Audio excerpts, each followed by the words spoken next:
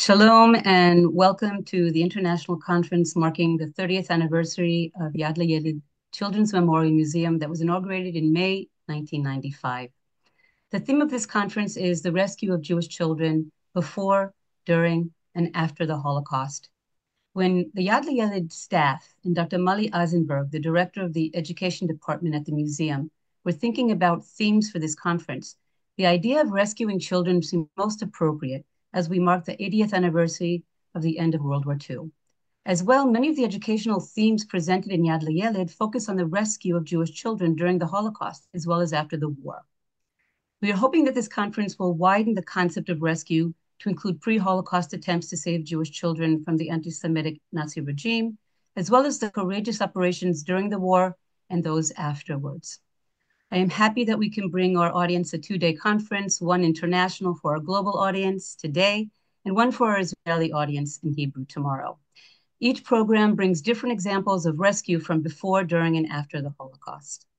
And I want to take this opportunity to thank all the speakers in today's program, as well as our partners, Dr. Boaz Cohen and Dr. Verena Buzer from the Holocaust Studies Program at Western Galilee Academic College in Akko, Israel, and the Children of War, Genocide, and Holocaust Project, as well as Yad L'Yeled France. Also, I want to thank Yigal Cohen, the CEO of the Ghetto Fighters House, and Dr. Mali Eisenberg for their support and advice in planning this conference. And I also want to thank the Yad L'Yeled staff, my colleagues, who were the inspiration and the motivation for putting together this conference in honor of their work and dedication to teaching the younger generation about the experiences of Jewish children during the Holocaust. And finally, I would like to thank all the child survivors who took part in creating Yad L'Yeled. Many are no longer with us, but their inspiration remains in our hearts as we continue to share their stories of survival with thousands of children, teenagers, and adults from all over the world. And now, I would like to invite Yigal Cohen, CEO of the Ghetto Fighters House, to give the opening remarks. Yigal? Thank you, Medine. Dear guests, friends, and partners, I am deeply moved to open this conference marking the 30th anniversary of Yad L'Yeled, which was founded in May 1995. This is a special and unique museum, unparalleled in the world, in the way it makes the story of the Jewish child during the Holocaust accessible to children, as well as to those who are children at heart. The Holocaust is presented to young visitors through the experience of Jewish children who lived during this difficult period.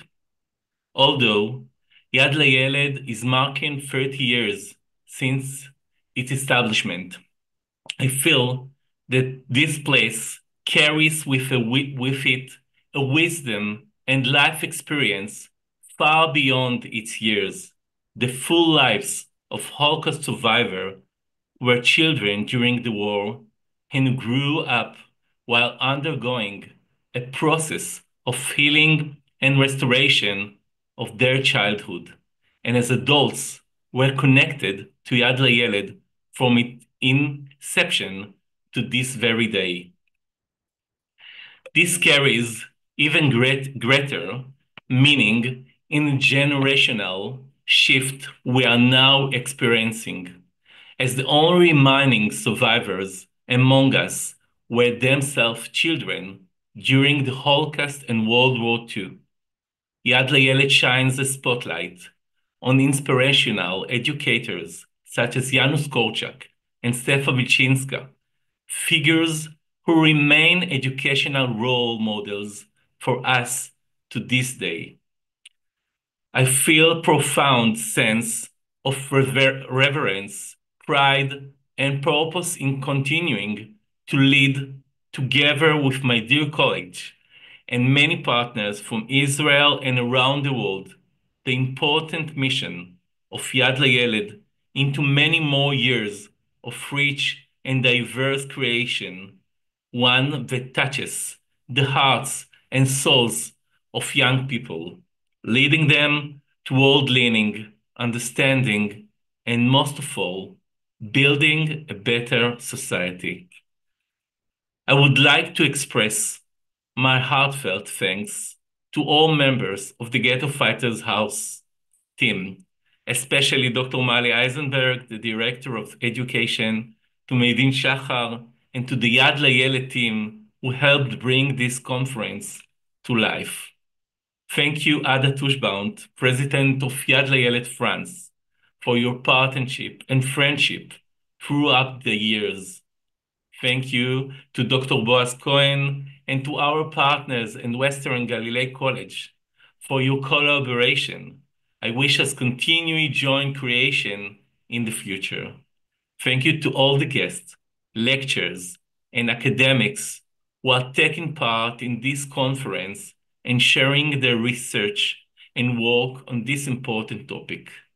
Thank you to all dreamers behind the idea of establishing Yad Layeled, and to everyone who helped bring it to life. Thanks to everyone, including the members of Friends Associations that supported and contributed to the founding of this special place.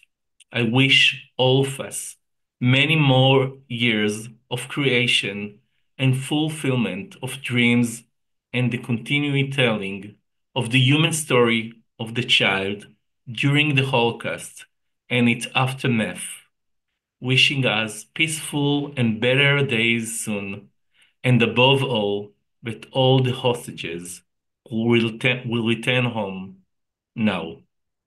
Thank you. Thank you, Igal, for your words and for your leadership in the work that we do at the Children's Museum, Yad Layeled. I would like to now invite Ada Tushband, President of Yad Layeled South France, to give her opening remarks. Ada? First of all, I would like to explain what is the association Yad Layeled France, l'Enfant et la Shoah. It was founded in 1995, the same year than Yad Layeled in Israel. We produce educational tools for children who are between 9 and 12 years old, inspired by the teaching skills in Israel. Those tools circulate in numerous schools all over France, telling the stories of children who survived the Holocaust. Now, I wanted to speak, of course, about the Jewish children in France during the Holocaust. During World War II, France experienced a paradoxical situation regarding Jewish children. On the one hand, Vichy was a collaborationist government that sometimes went beyond the demands of the Nazi occupation authorities.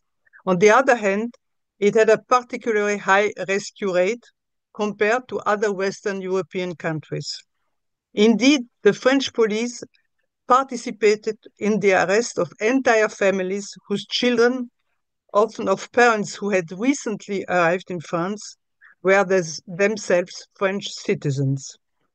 A particularly tragic and unique episode in the history of the Holocaust occurred in the Loiret camp in July 1942, when children were forcibly separated from their mothers after the Veldiv roundup, abandoned to a few nurses, and finally deported to Birkenau in convoys of adults.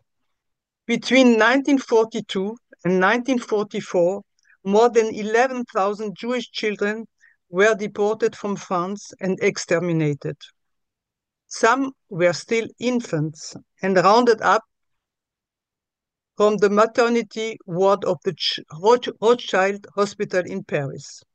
Others, 324 in number, were intentionally arrested by Alois Brünner, the Nazi commandant of the Drancy camp, in various Jewish institutions to be deported on the last convoy to Birkenau on July 31, 1944. On the other hand, France was particularly important place of rescue. This was thanks to specific initiatives. Neighbors, friends, and strangers who took in children, including police officers who had warned of an imminent arrest. It was also thanks to networks of Jewish, Catholic, Protestant, and secular institutions, as well as the Paris Mosque. Thus, 3/4 of France's Jews were saved, including many children hidden. The French government only acknowledged in 1995 France's responsibility for the deportation of Jews with President Jacques Chirac's speech at the annual ceremony commemorating the Veldiv Roundup. For the previous generation of leaders who have lived through the occupation, the Vichy government was not the Republic, and therefore not France. But a large part of the French population knew during the war how to uphold the humanist Republican values learned in schools or those of the Gospels by helping Jews in danger. As anti-Semitism is once again making itself heard loudly, Yad Layed France encourages teachers, though through its educational tools, to show this bright side of the history of the Holocaust in France, without ignoring the suffering experienced by Jews, particularly by deported or hidden children. In this way, the hope is to raise awareness among the younger generation about the value of human life, respect for others, and the importance of justice, solidarity, and mutual aid. Thank you. Thank you, Ada, very much. First of all, for all the work that Yad Layed France is doing in supporting the Children's Museum, but also, again, being an inspiration for programming, not only here in Israel, but also in France. And I hope one day I'll be able to come and visit and see all the work. With pleasure. Right. Okay. And with that, I'd like to move on to our third speaker with opening remarks, and that is Dr. Mali Eisenberg, the director of the educational department at the Ghetto Fighters House. Mali? So much, Medine. Good afternoon. In my words, I would like to join all the thanks that have been expressed here and briefly refer to what has been done at Yad Layed Museum recently. So, we recently opened some exhibitions and workshops. The exhibition Shards of Light, exhibitions of works of the artist Ronit Anunu that present an optimistic paintings with the aim of reminding us that every murdered child is much more than a statistical number or a photo that survived. The exhibition seeks to return to them even a little something that was taken from them. A new activity spaces, I'm Mattia, is another thing. I'm Mattia, following the story of Janusz Korczak and the painting of Yaakov Guterman. The workshops emphasize the message that children have the power to bring about a positive change in the world and invites the participant, the young children, to examine their place in society. After October 7, we continued our educational work and discovered again that dealing with points of light during the Holocaust inspire us to face challenges even today. And about the future, we plan to continue developing new content and expand our activity with new creative exhibitions and workshops. Finally, I would like to thank again Medine and all the partners that make this evening and wish us all a successful and meaningful evening. Thank you very much. Thank you very much, Mali, Dr. Mali Eisenberg, for your words. And again, thank you again for being a big part of organizing this conference and giving me the strength to move forward to have this day and tomorrow. And we're going to move on to our keynote speaker. Our keynote speaker today is Rosie Whitehouse. She is a journalist, writes about Holocaust survivors for BBC Online, The Observer, Tablet Magazine, The Jewish Chronicle, and Haaretz. She is the author of Two Sisters and The People on the Beach, both published by Hearst, and The Broad Guide to Europe's Holocaust Memorials, Museums, and Sites. She's also the historical advisor to the 45 Aid Society. And with that, I'd like to pass on The floor to you, Rosie. Well, good afternoon from London, and thank you very much for having me. I'm going to give you a quick introduction to my book, The Two Sisters, and go through some of the themes, and then we can discuss some of them afterwards. Two Sisters is a very multifaceted book that you can approach on many levels. This book is in part a family story, and I emphasize that it's in just part of what it is about, because as Ada just mentioned, one of the forgotten atrocities of the Holocaust was the deportation of 4,000 children from France to Auschwitz without their parents. And it's surprising this story is forgotten because it was part of the Eichmann trial. And it is a story that I cover in the book, but obviously I come at it at a very personal level. And let's talk first for a little bit about that family story, which is, of course, at the core heart of Two Sisters. When I first met my husband, it was on our first date that he told me his grandma had been murdered in Auschwitz. Now, considering that Two Sisters is quintessentially a book about her, it's surprising to say that that night the conversation didn't linger on her at all, as there were a lot more interesting and important things we had to say to each other. Life swept us up, and my husband became a war reporter. And in 1990, we went to live in Eastern Europe, and the past pushed out the present. We had 5 children. There was a war raging in former Yugoslavia, and there was no time to think about Auschwitz. Not to say that in the middle of all this, I didn't often wonder what the details were behind the bare outline of the family story that I knew. My mother-in-law, Marion, always said she had 2 lives. The first was in France, where she lived from 1933 to 1960, and the second was in London. And that's where we knew her as Granny Marion, a lady who cooked delicious suppers for us and always made lunch on Sunday and shopped in Marks and Spencer. What she never said was that she actually had 3 lives. And her first life was in Berlin, where she was born in 1920. And she lived there until 1933. The family fled in 1933 because, as I'm sure it's pretty obvious, they were Jewish and Nazis had come to power. Although Granny Marion did talk about the past, she wasn't forthcoming. And although I was intrigued by her story, I knew better than to ask my mother-in-law questions she didn't want to answer. But when Granny Marion died in 2020, clearing out her flat, I found at the back of her wardrobe some extraordinary items. And I think we're going to show you a picture of one of them now, her Vichy false identity card. Now, this card is really crucial. It's a tiny little blue booklet about the size of a credit card. And when I picked it up, I opened it up and I thought, who is this woman? Because Granny Marion always had a big, broad smile. And this version of Granny Marion is quite demure. And then I looked and I realized that actually she was somebody else. She was Juliette Girard.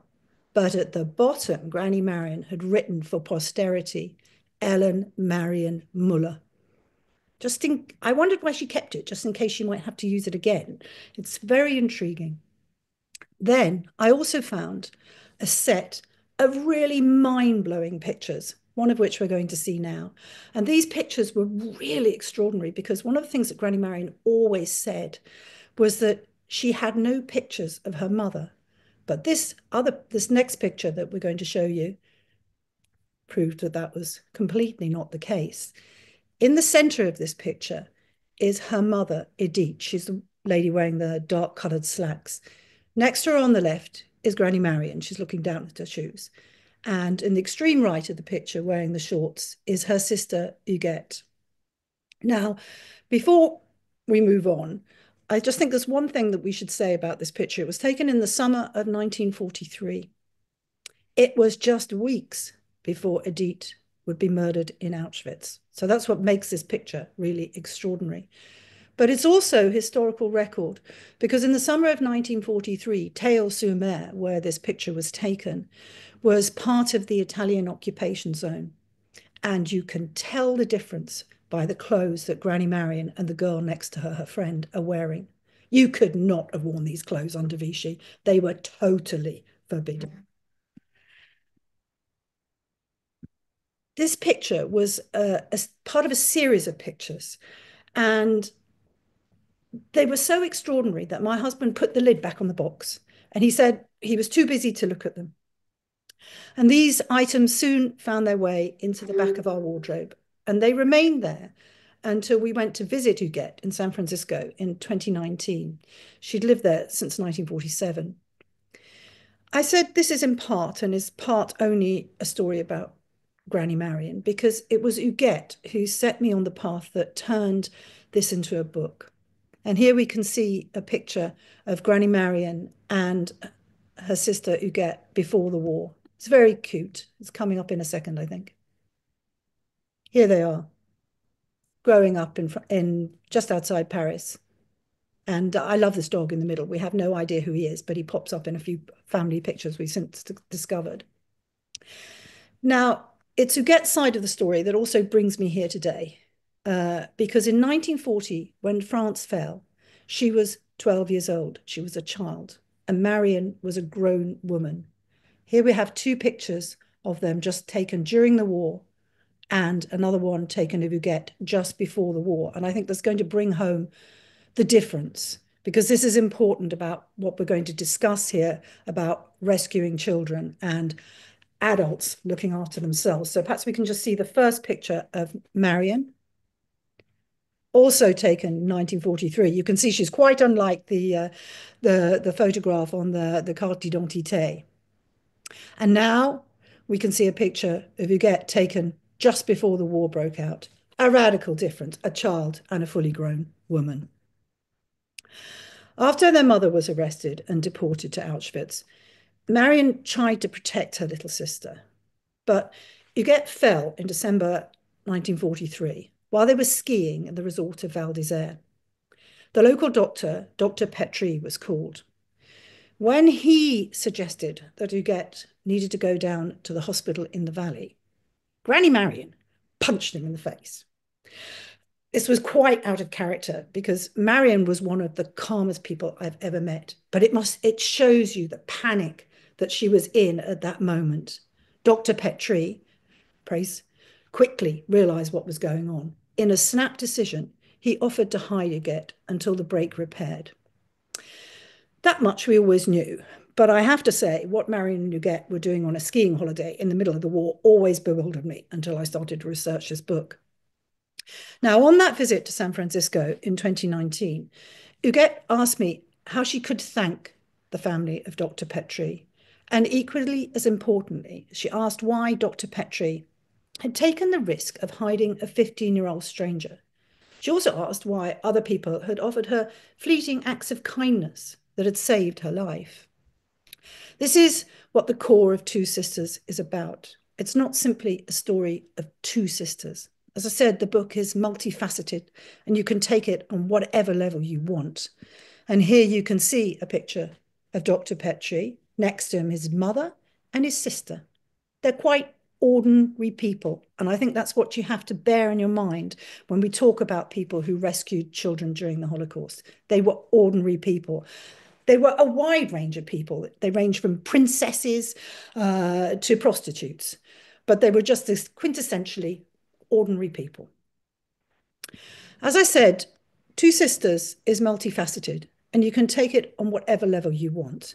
And the subtitle of the book matters here: Betrayal, Love, and Resistance in Wartime France. This book is the story of Marion and Huguette's love for each other and their mother's love for them. But it's also about Dr. Petrie's love of humanity and his ability to care for a total stranger. This book is also about betrayal.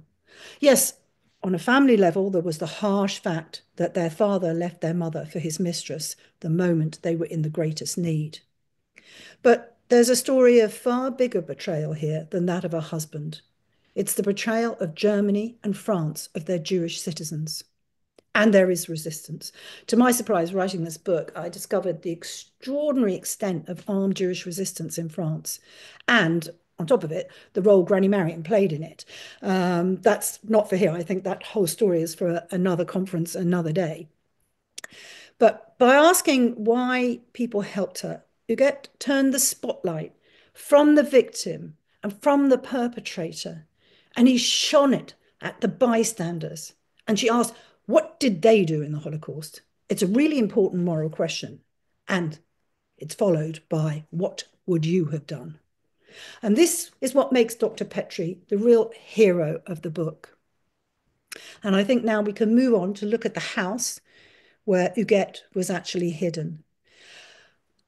It's a beautiful little chalet. She was hidden in a room at the back, which looked over across the mountain, because the danger of avalanches during the winter that she was there meant that nobody ever went behind the house. So if for some reason they spotted a light was on in the room, it was much safer for her to be there. Now, I always imagined that well, all of us did actually, that the house was way out in a forest on a mountainside. And to my shock, I discovered it was in the high street of Val d'Isère.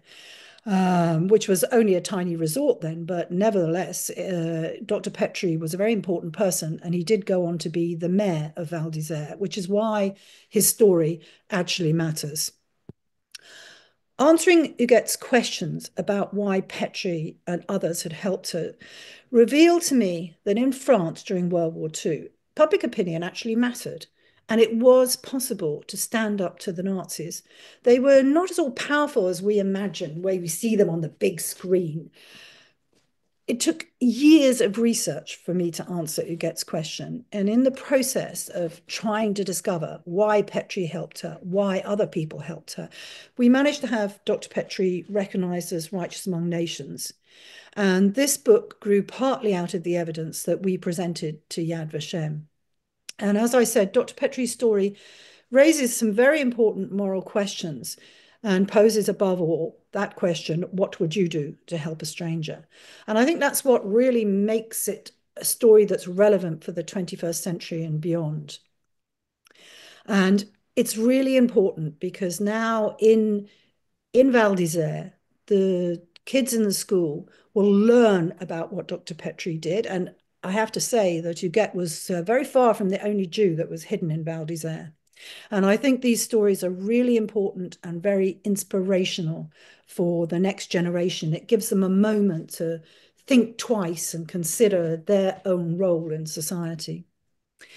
Now, I think there's another thing I wanted to talk briefly about that came to light to me when I was writing this book, and it's really relevant here since this is a conference about children in the Holocaust, and that was the matter of age. Now, I brought this up a little bit before when you looked at the pictures of Granny Marion and Huguette. Granny Marion was a woman and Huguette was a child.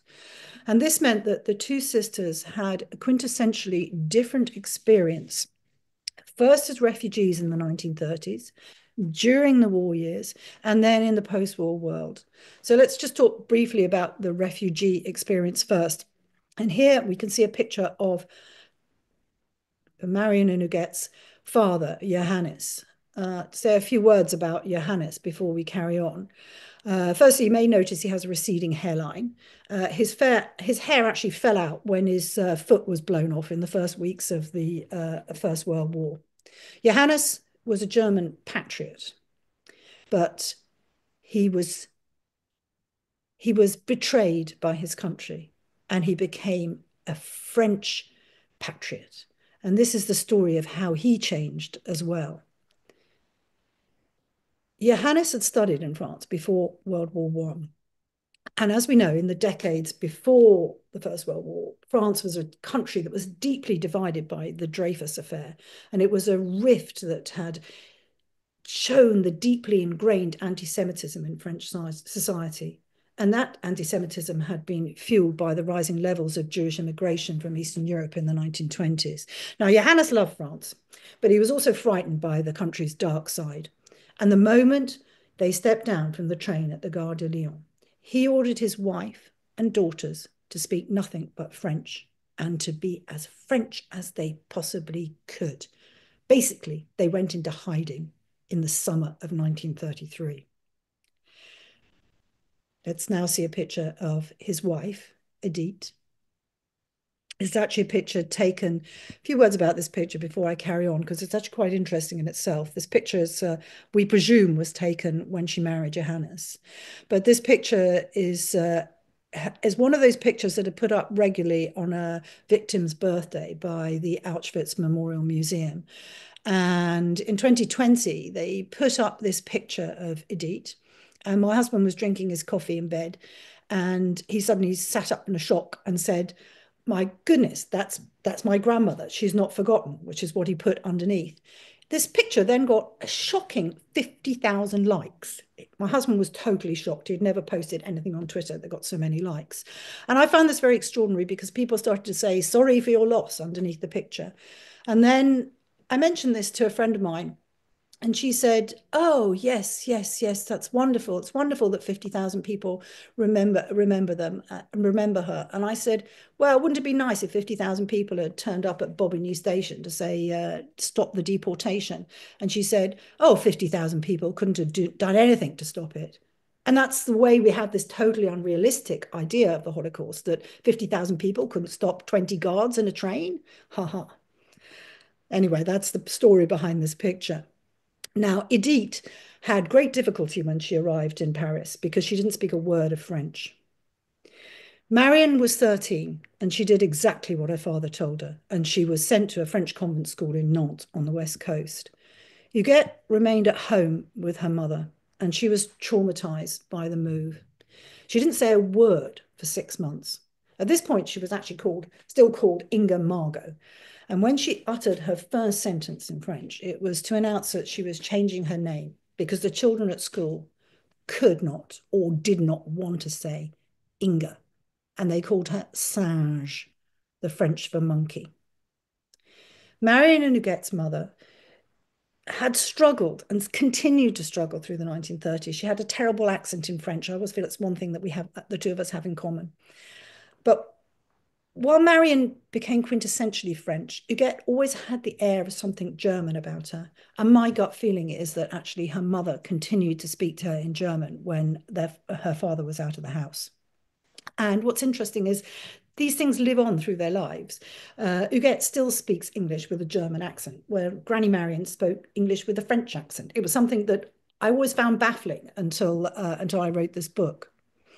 I think also a key difference between Huguette and Granny Marion, and this is between the adult and the child experience again, is that Huguette spent 1940 to 1943 with her mother, who did everything she could to protect her from the encroaching horrors.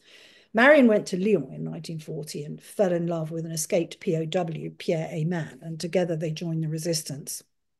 Huguette was never reluctant to talk about the war, but Marion was. And she had learned to hold her tongue in the resistance. After Pierre left for England in 1942, she was alone, and she survived by joining the Jewish resistance. And she survived by her wits alone, and not by the love and kindness of a stranger. It meant that Marion was a realist who passed on to us a sense that the war years were too dark and dangerous to discuss. But Huguette has always had an optimistic view of life, and she fought for the restitution and justice of what the family had lost. Marion, however, chose to turn her back on Germany. This difference between the two of them was forged, I think, quintessentially in those 6 months that Huguette was a hidden child. Marion was totally alone. The only thing we know about what she did in this period was that at one point she was hiding out in a forest with some friends, and she went with one of the group to collect water. And when she returned to the camp, everyone had been murdered by the Nazis. Huguette's experience was quite different. She was not just a hidden child, and we know that there are all different varieties of experience that a hidden child could have. What mattered about Huguette's time with Dr. Petrie was that she was in a loving environment, even if she was hidden at the top of the house. She remembers that Petrie would sit for hours and end talking to her, and he was interested in far more than mending broken legs. He wanted to make the pain easier and help her to process what had happened.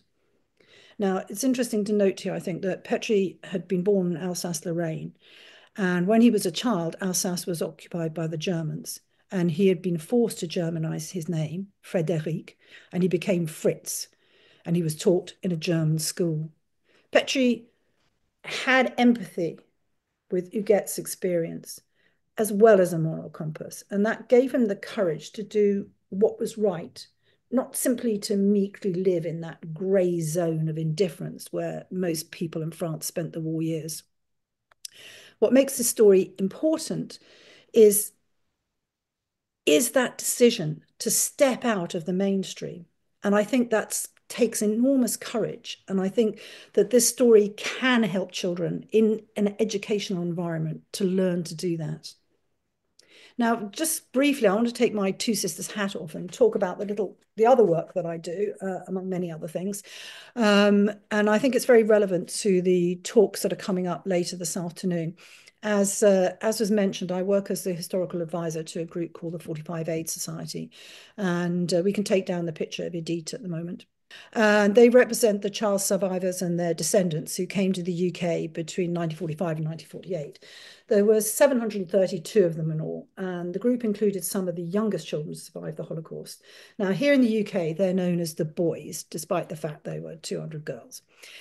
They developed a strong bond that unified them to a highly cohesive group, and that unity is carried on and can still be seen in the second and third generation. They had a communality of experiences and friendships that had been forged in the ghettos and the camps and on the death marches before they came to the UK.